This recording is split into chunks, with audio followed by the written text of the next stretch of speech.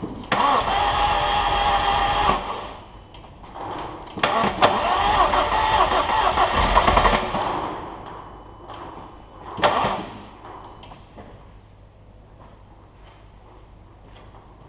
the hell? It just tried to start. What the hell?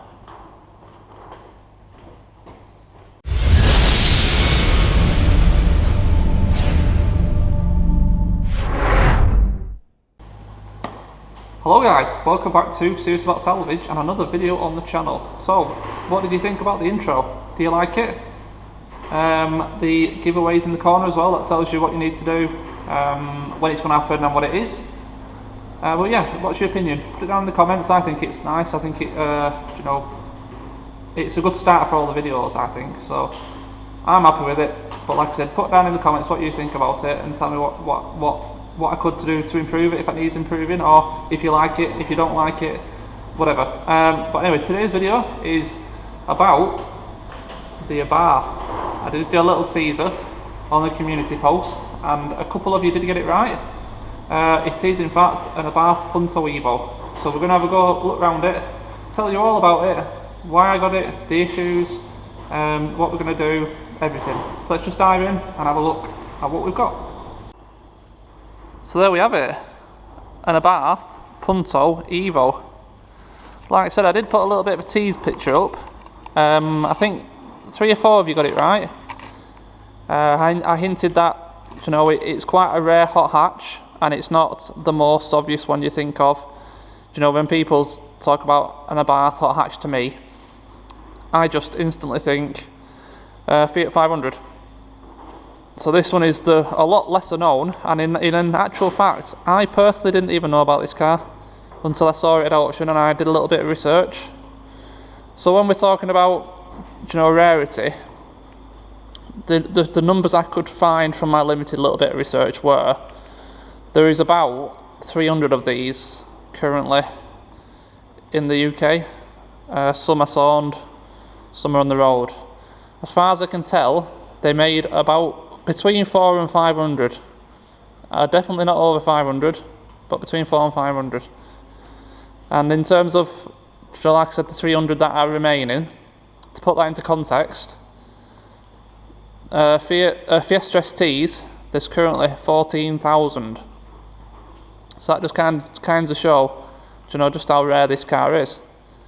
I had a little look if I could find any for sale. There was one on eBay, but it's gone now, and that was, I think it was £6,800. I haven't managed to find any others at the minute. I think there's one on Car and Classics, but like I said, they're quite thin on the ground. So what is it? It's 1.4 multi-jet turbo, 160 brake horse, I think. Quite a funky little car. I think it especially in this colour, it's very different. It's really sporty looking. I like the little arch extenders. I love the front and back bumper with the aggressive vents. I think it really gives it that sporty, like I said, aggressive look. And all in all, a really nice car. I think my favourite part of this car is this back end. I think from the back it looks so fat and, you know, aggressive and wide. Proper nice looking little car. So as you probably noticed, we've been all the way around this car and there is no damage to it. Now if there was damage, I would have been a little bit sceptical about getting it because of its rarity. How easy are these parts going to be to find? Do you know what I mean? They're probably not going to be easy. So the story, or I don't know for definite the story, but it is listed as a Cat N, and the first thing I did spot was this date on the door. These are generally the date that it's, you know, logged on the computers at the salvage yard, 3rd of the 4th 20, or it's the date it's recovered. Either way, this has been sat around for, what, just over 9 months. It's a long time. So what's happened with it? like I said, Cat N didn't have any description really on the advert, so I've had a little bit of a look around it, and I think I know what's happened. I think this is a stolen recovered. Couple of things give it away. Door lock, that's been smashed. Ignition barrel, a lot of damage, and if you mess with it, you can take it out. So I think it's safe to say this is a stolen recovered car, listed as a non-runner, and on the actual auction sheet what it showed was they turned the ignition on, they've got power to the car, and I will show you shortly, we're just charging the battery, but on these they have like a transponder inside the key, and they have a receiver ring just around the actual barrel, just behind the plastic, which is your immobiliser basically. So this key needs to be within a certain distance from that ring for it to turn the immobiliser off. They're all stuck in. Anyway, and when you turn the ignition on, there's a little car sign with a padlock. Now that means that the immobiliser is on and it's not recognising the key, which then doesn't allow the car to crank. So literally nothing happens, just turn the ignition and nothing happens. So it could be one of a few things. The most obvious, if you piece together stolen recovered, is that they've wiped the transponder memory and reprogrammed it to something whatever they used to steal the car. That's the most obvious, and probably what is going to be the case, so we're going to need to get it to be recorded. But there's a couple of other chances. Now I have noticed already the battery in this is completely flat, and I've read on a few forums that that can stop it communicating with the transponder. So that's one option we're going to try today. Another option is basically going through all the fuses in the fuse box, because I'm told there is a strip fuse in there that, if it blows, also causes that issue. And the third option, again, this is from researching on Google, down here underneath the floor mats, if you remove this kick panel, I'm not too sure how it is, I think there's some screws in there, I won't pull it. There is another fuse box in there with some relays, and I think it was an orange relay, I was told, also is in the circuitry for the immobiliser. And people have said that if you remove it and replace it with one from the engine bay, just to you know, rule it out, that can also cause the same issue that we're having. So they're the options we're going to try today and see if we can get this car running, because other than the non-running issue, there's nothing wrong with it. It 100% needs a service, and a full service. Looking at, you know, the wheels in all fairness look like they're in good condition. There's a few little marks, but, you know, bear in mind this is a 2011 car. It's on a private reg, but it's a 2011 car, and I think it has 72,000 miles on it, which isn't bad. So the wheels in you know, in all reality are actually good condition. Got good big 4-pot Brembos, and the disc and pads all round pretty much are new. Obviously they're rusty, it's been sat a while, but they will clean up, no problem. Tyres, what we got? Hankook Ventus V12 Evo 2s, 215 45 17s. They fill the arches well, don't they? Not a great deal left on that. These do come lowered from factory, so I don't think it's been lowered. I think this is how they come from factory. Again, there's a bit on that one. Nexon something or other. Oh my. that's practically a slick. So I'm going to guess this one's the same. Yeah, they're way past being legal. So perhaps whoever stole it had a bit of fun whilst they had it. Hopefully there's no engine damage. So let's have a little look inside. I'm trying to drag this on a little bit, just give it as much chance as possible to charge. And we'll go through this quickly. That's the dipstick. The rest of it is snapped down inside the hole. It's down there. So we need to do something about that. So anyway, yes. Let's have a look inside. Have we got a bit of a torch? Tell you what, I'll put my phone on. So I'll take 1 second.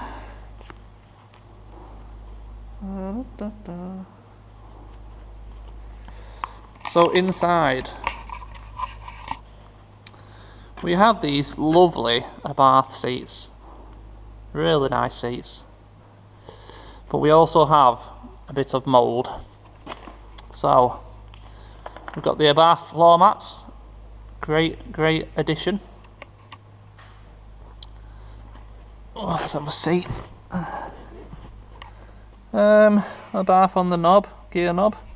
That could do with being replaced really, it's a bit worn, isn't it?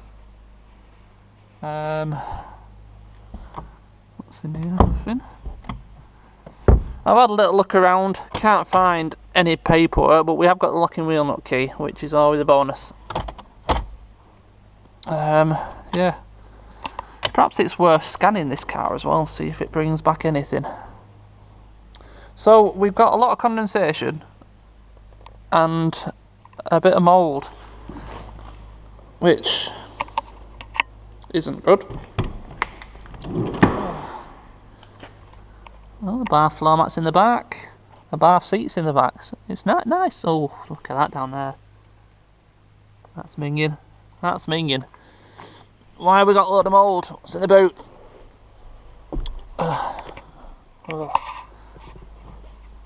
Oh, there we go. That's why we've got a lot of mould. We've got our own little swimming pool. Well, that's a bonus. So I wonder what's going on back here. Do they have a common issue? If any of you know the answer to that, please drop a comment down below. Why is this Punto leaking in the boot area? Cracking seats them, really nice. So you got Abarth specific clocks as well. Anyway, right, so what should we do then? What was I going to say? There was something else I was going to say. No, I think that's it. Oh yes, there was. I noticed this earlier. What is this? Let's put it there. What's this little metal knob for? So on the side of the turbo, is it some type of electronic adjustable wastegate? Because the wastegate is there. So let's just take this off her. Let's get rid of that a minute. So what is it? Oh, that's loose. That one's tidied up. It's relatively clean under here, and it all looks to be there, so that's a plus.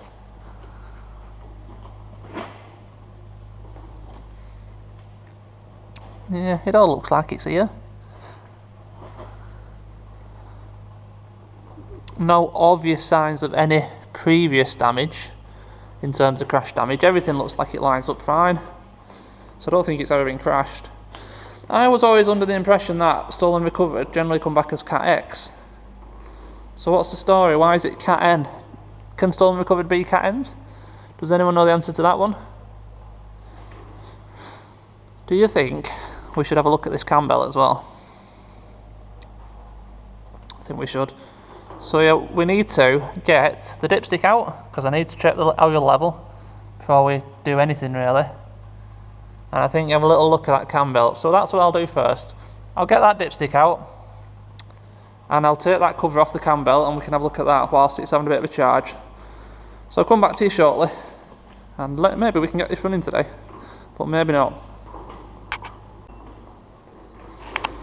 Okay, so I've got them two pieces sorted out. We've got the dipstick out. I just screwed a screw down into it and pulled it, and that's a good sign. We have, although you can't see it now because it's not going down as far as it was before. When I did first pull it out, it was halfway up on the dipstick, so I'm happy that there is oil in there. Obviously we need to order a dipstick. Now I've also took the cover off the cam belt, and it is on and it is tight, but it is showing wear. It's showing signs of wear and cracking, which is a concern. So we are 100% going to be doing a cam belt on this, but I do want to hear it run first. So we're going to push on. I'll put that cover back on for the time being. I think we've got enough juice in this car for now, and I think we're going to go through the simplest option first and put a new battery in this key fob. I think that's going to be the most obvious thing to do first. So let's try that and let's see. I'll show you first, obviously, with the issue that we've got, and then we'll move on from there. Okay, cam cover back on. I've just dropped a bit of oil in the head because it was looking very dry in there, just to give that little bit of extra protection if it does, you know, try to fire or crank. We're only halfway on the dipstick, so there's no issues with it being overfilled. So let's get this charger turned off. Get these off.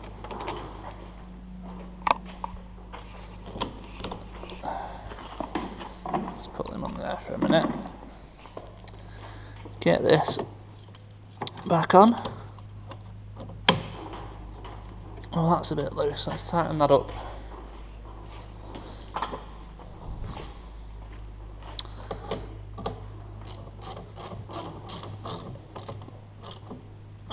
Right, you probably noticed already I'm still recording on the GoPro 3.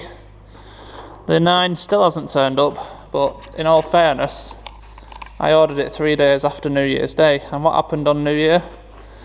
Brexit. So obviously it's coming from America, so now it's taken extra long because of all the new regulations and crap that they're still ironing out to get it over into the country. Anyway, so we have power, and we have, well, it did say it's 72,108. What did I do with the key? Oh, it's in the ignition. Oh, so turn that straight up. Mess with the key, and there we go. Right, so there, the ignition comes on, no problem. 72108.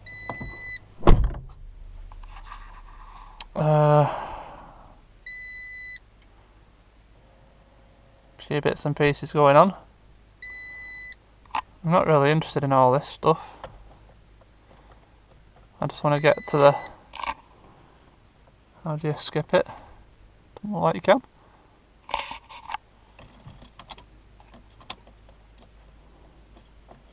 Bugger off, I don't care. Oh,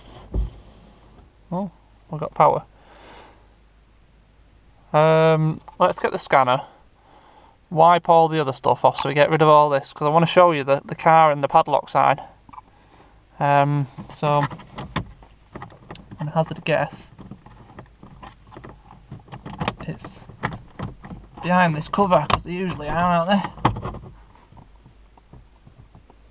they? Yeah, it's down there. How do I get in it?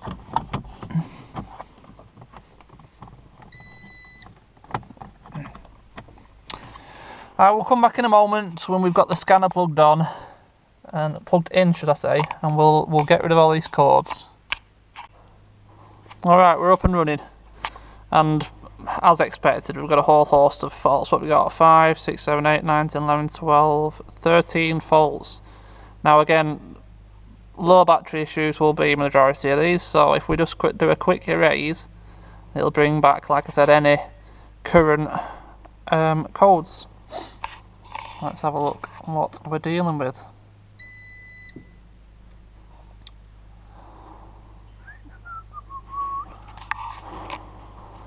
They're dropping like flies.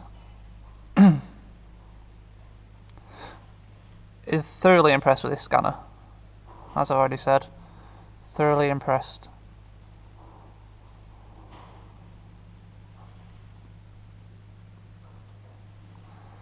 Are we down to?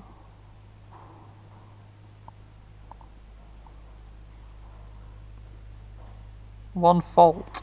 Engine control module. Let's have a look.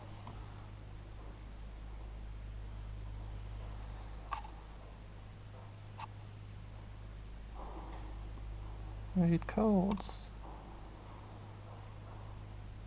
Active immobilizer events information. Interesting. Can we do anything with this? Event counter 40. Does that mean it's been attempted to start 40 times when the immobilizer's not been turning off? Possible. We'll leave it on the screen because I might have a Google of that number.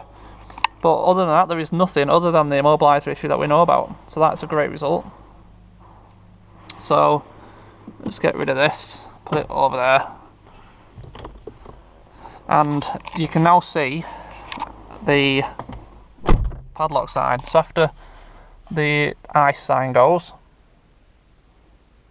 there it is, the key with the padlock, which means the immobilizer is on and the car will not start. So if you try to turn it off again, literally just nothing, just clicks, nothing happens.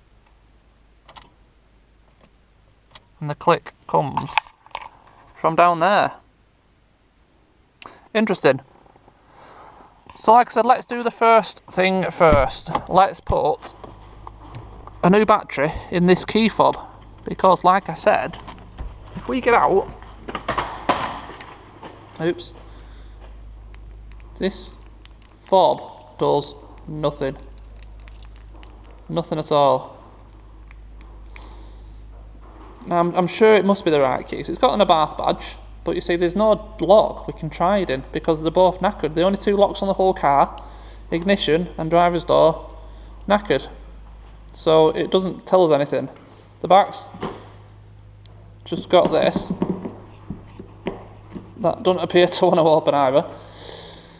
So yeah, I'm going to swap this key and try and get this fob working, and we'll work our way down from there. So give me a few minutes just to swap this key over and I'll come straight back to you. Okay, I do have an update for you. We were trying the key. So I pulled the key apart, checked the voltage on the battery, and the battery's fine. And I did also try another battery, but still nothing. So I don't think there's any point continuing. What I will do, I will go through all the fuses now quickly. But what I've done is I've spoken to an auto locksmith, and he's going to try and get round here today because he seems to think there shouldn't be any reason, even if they, you know, paired a new key to the vehicle, that the original key shouldn't still work. So he reckons there's a 50-50 chance he can do something with it.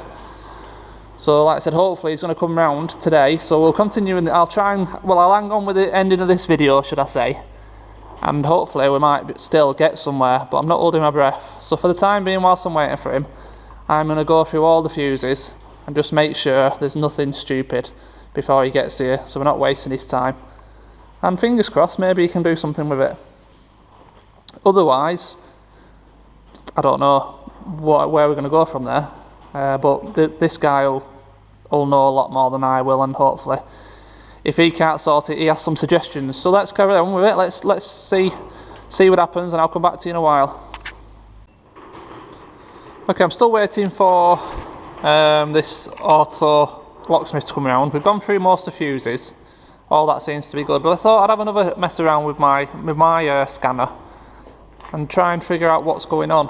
And I have found that, well, I found a few things, but I wanted to show you this quickly whilst it's on the screen.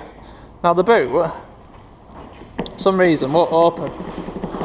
And I was thinking this is faulty, because they do go faulty and it's quite a common fault, but this scanner, if you find the relevant thing you want, trunk handle switch, not active, hopefully you can still read it, as I press it, active, not active, active. So that proves, the computer proves this switch is fine. I just wanted to show you that because that's how useful these scanners are. They're really good. Because, you know, someone might say, oh, it's not working, I'll just order another one of these. They put it on, it don't work. This can narrow it down to the exact issue. So I'm presuming it won't unlock because it's locked and the immobiliser issues with the key fob and everything. I'm guessing it's all to do with the same. So I'll just show you what I found before. If I can find it. Have a quick look.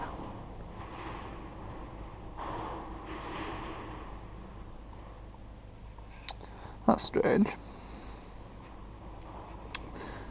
Valid keys immobiliser programmed. Valid keys table RF security data access locked.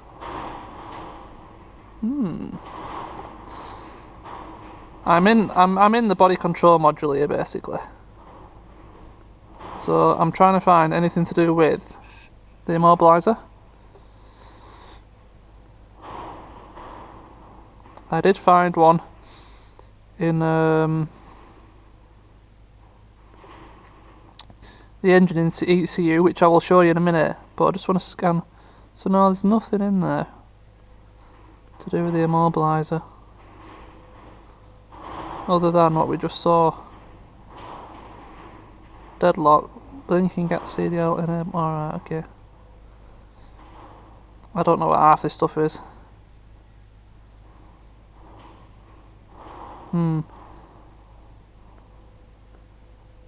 Right, let me just show you what I found before. So if I go into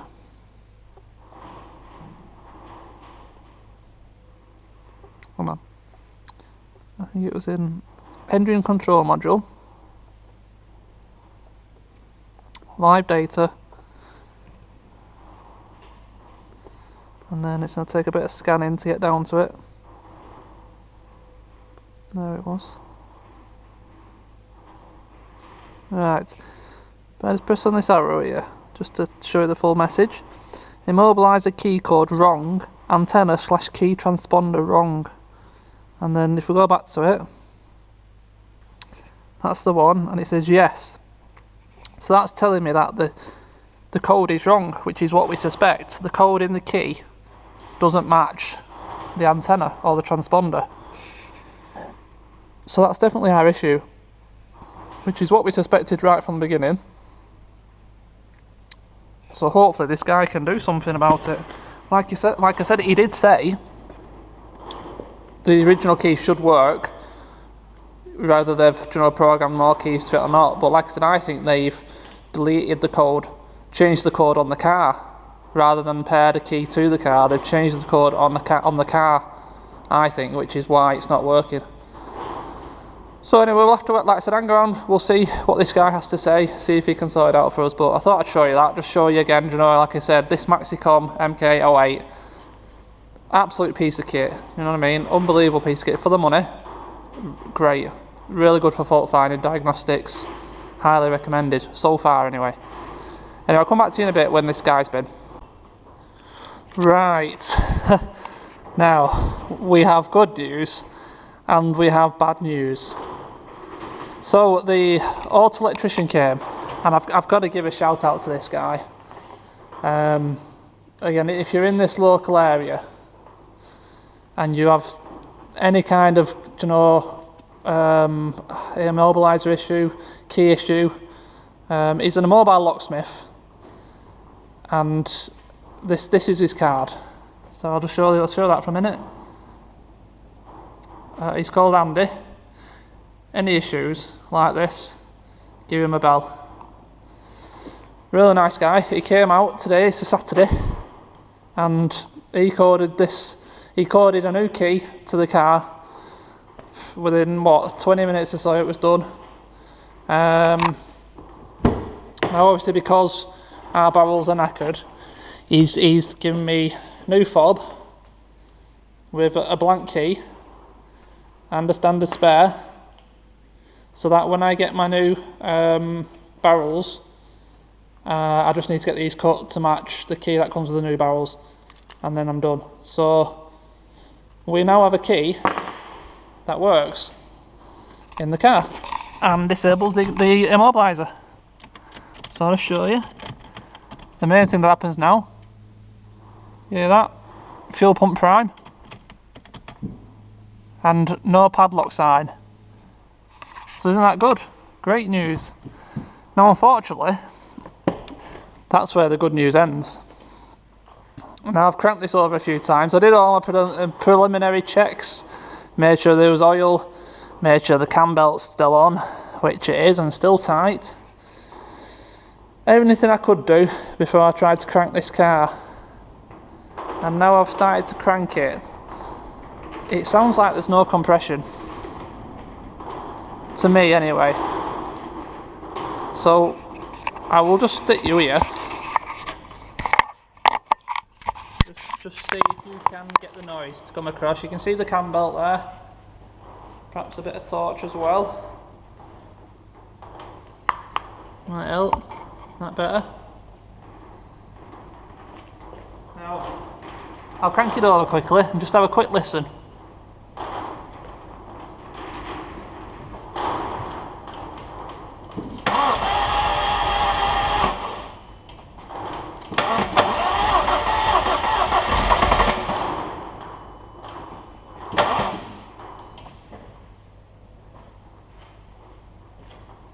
What the hell? It just tried to start. What the hell?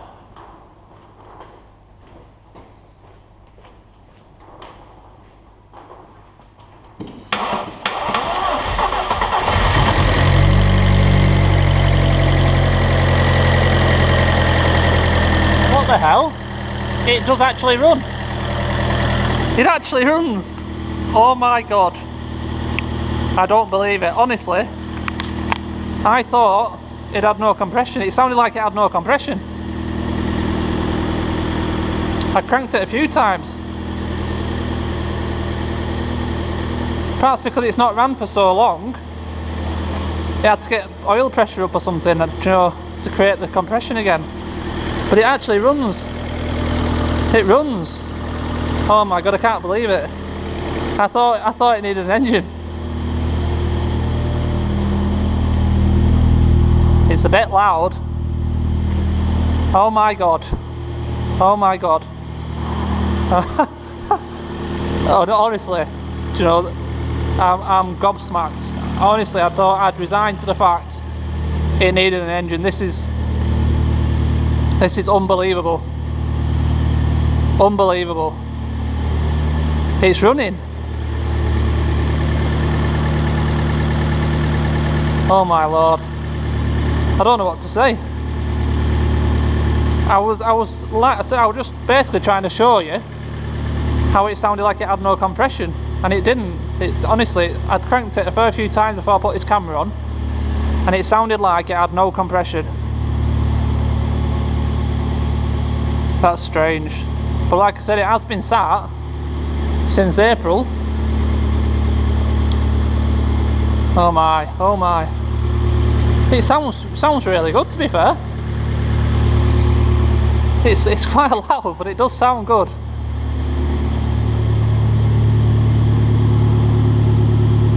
Oh, and also, the boot opens now, so you can see all the water. I'm gobsmacked, guys, honestly, I am gobsmacked. Absolutely gobsmacked.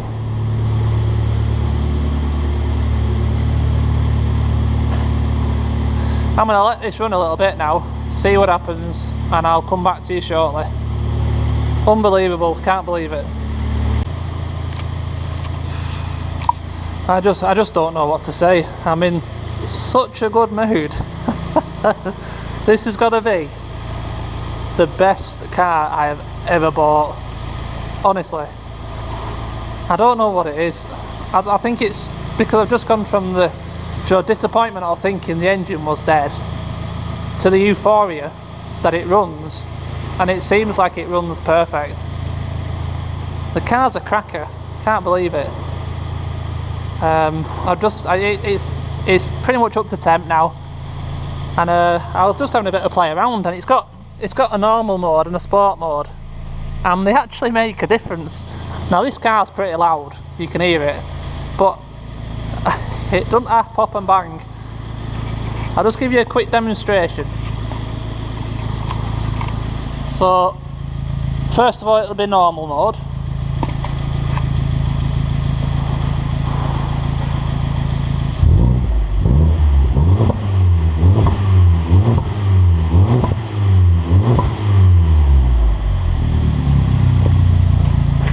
So that was normal, and now put it in sport mode.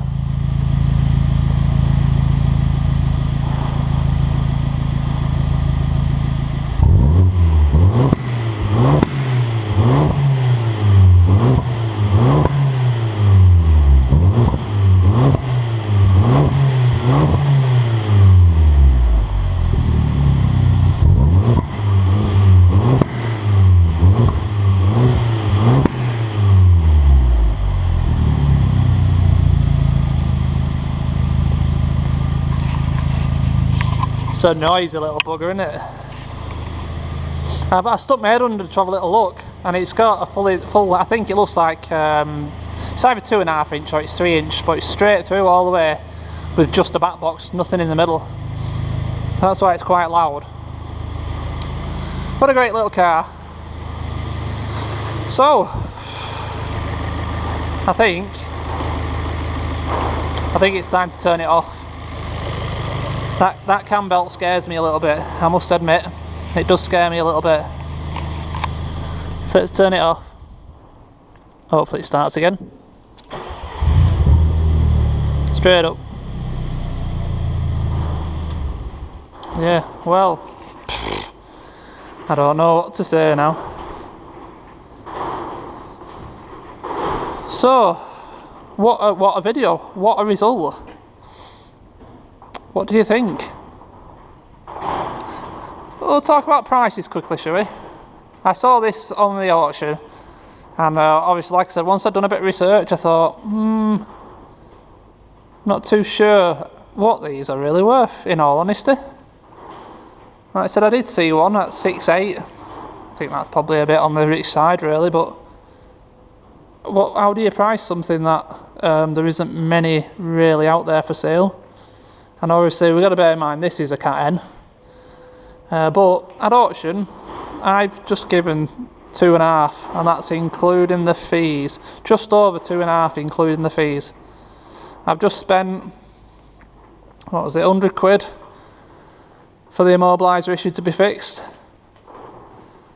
We still need to get 2 barrels, cam belt kit, and we'll go 4 tyres, might as well. Definitely needs fronts, full service, but there's nothing else to do to this car.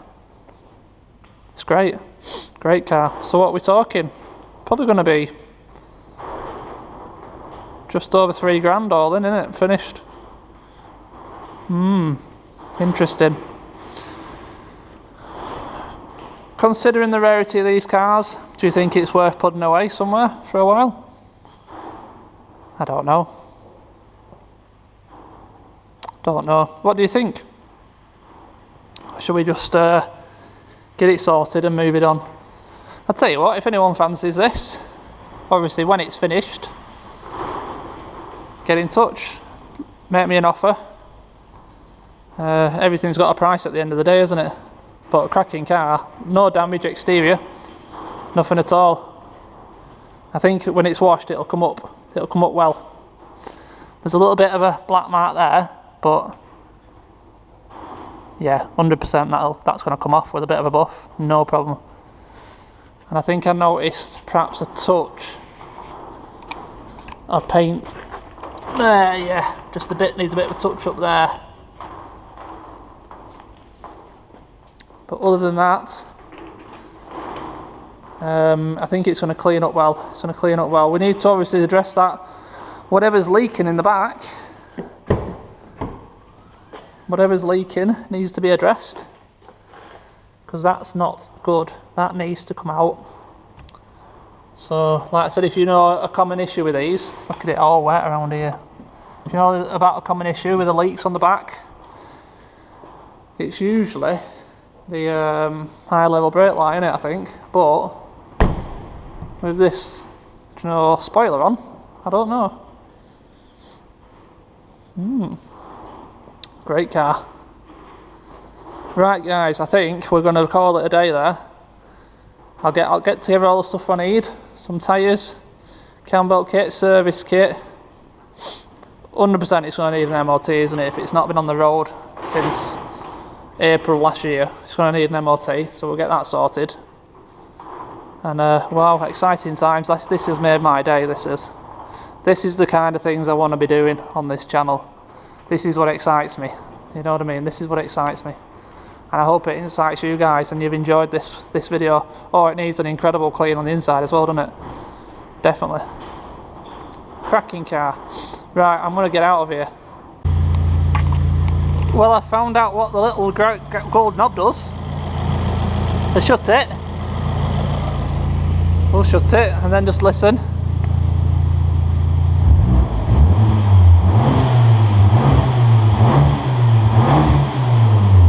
Right, now we'll open it and have another listen.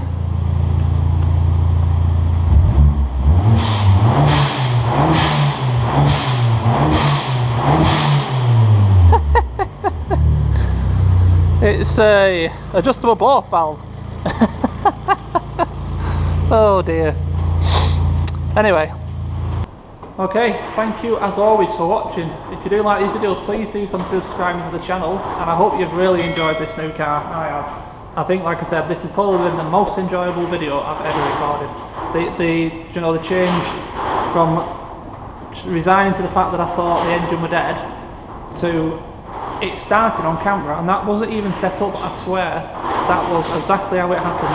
I was literally just trying to show you what it sounded like to get your